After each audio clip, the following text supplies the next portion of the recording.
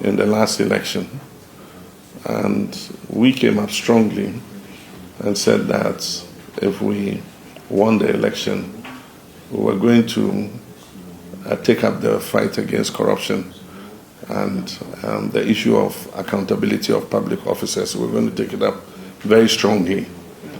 And so it was a commitment we made to the people of Ghana. And we launched a program called Operation Recover All the Loot.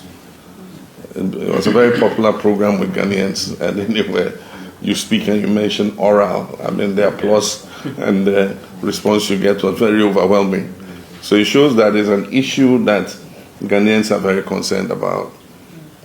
And of course, the fight against corruption must be important because the ordinary people realize that the more the political elite steal, the more fewer resources are available for the most important things like healthcare, like education, and so on and so forth.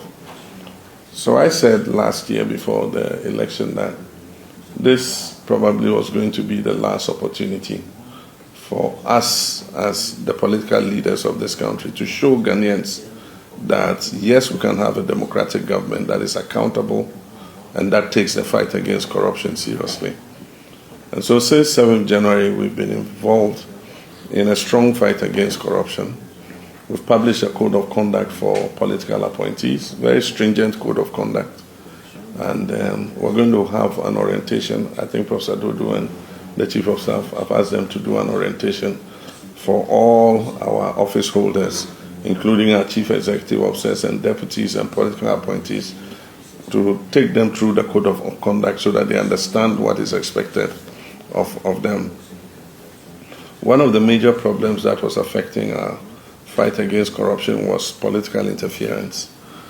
The anti-corruption agencies were not allowed to do their duty without being interfered with by the political elite.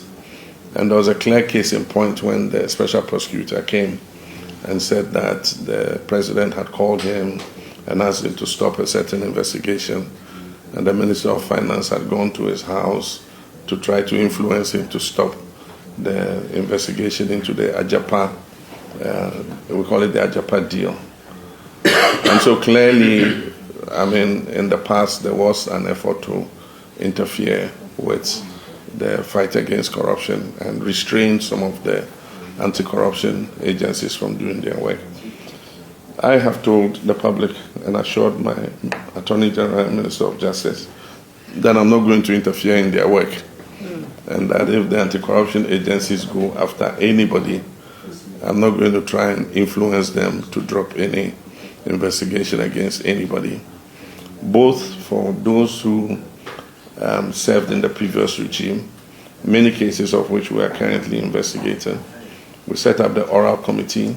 It identified 33 cases, and it was handed over to the Attorney General, and he's created special investigative teams to investigate each of them. Some of them, they have found a lot of evidence of, procurement of properties, with illicit wealth and all that. And so with many of them, they're just at the point of beginning prosecutions. Some, they have started the prosecutions, and others are being lined up for prosecution.